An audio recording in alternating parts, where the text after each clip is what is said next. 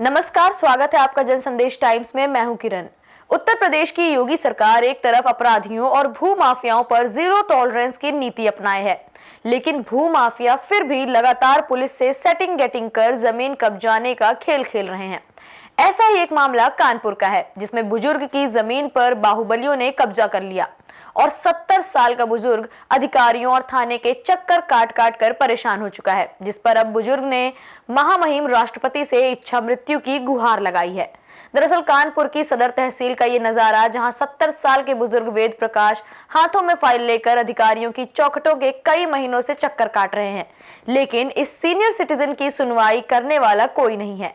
चौकी से लेकर थाने तक, थाने से लेकर पुलिस कमिश्नर तक, सभी के पास ये गुहार लगा चुके हैं। क्या नाम है आपका? वेद प्रकाश सुनथेले नाम है। हमारा क्या है, 1.5 बीघे के ज़्यादा ज़मीन सतबरी गांव में है। 2004 से खुद खरीदी हुई है हमारी। और उसके बाद क्या हुआ, हम यहाँ रहते थे, कोई बात नहीं थी। कुछ दिनों बाद क्या है कि हमारे बेटे की डेथ हो गई थी, तो हम 2013 चले गए थे। 12-13 में बाद में कानपुर छोड़ दिया था हमने, तो बीमार था बच्चा। तो इस क्या है, उस ज़मीन पर सब कुछ ठीक चल रहा था हैं।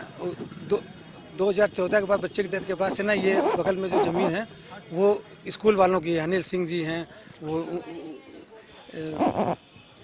ये उसका स्कूल चलता है। किन लोगों ने कब्जा ली थी? ये 2-3 लोग फैमिली है पूरी, वो उनका स्कूल चलता है। उसके बाद में आपने इस चीज की कोई शिकायत वगैरह की? हाँ, एसडीएम साहब से शिकायत की हम लोगों ने। एसडीएम साहब ने कमेटी बनाई, एसडीएम नगर ने। उसमें 4 लेखपाल थे, एक नायब तहसीलदार थे, एक कानूनगो थे।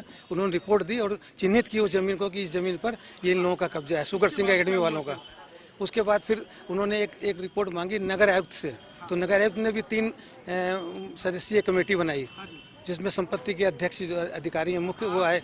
उसमें भी हमारे फेवर में रिपोर्ट दी उन्होंने भी। अभी तक आपकी चीज हासिल हुई कि नहीं, बिल्कुल नहीं। भी हम तो एडी चोटी तक का जोर लगा रहे हैं, दर दर घूम रहे हैं। और तक भी गए थे? हाँ, सीएम के भी हम गए। हाँ, हम उनका कुछ नहीं हुआ, उन्होंने लेटर लेके आगे फॉरवर्ड कर दिया। और वो जो एंटी भू माफिया पोर्टल है, उस पर भी शिकायत दर्ज है। अब ये चाह रहे हैं कि चूँकि ये बाहुबली हैं, दबंग लोग हैं, इनसे ज़मीन छुड़ाया जाए, मिले हमको।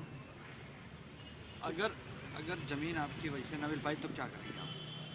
अब क्या, हम तो अब चूँकि 2 बेटियां, हम बहुत ज़्यादा थक चुके हैं सर, हम बताएं।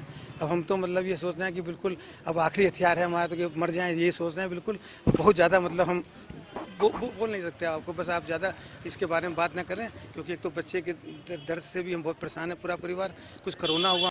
ये बुजुर्ग पुलिस के अलावा प्रशासन के सभी अधिकारियों की चौखट ना पाए हैं। मुख्यमंत्री के जनता दरबार में भी पेश हो चुके हैं, लेकिन ये बुजुर्ग अब थक चुके हैं।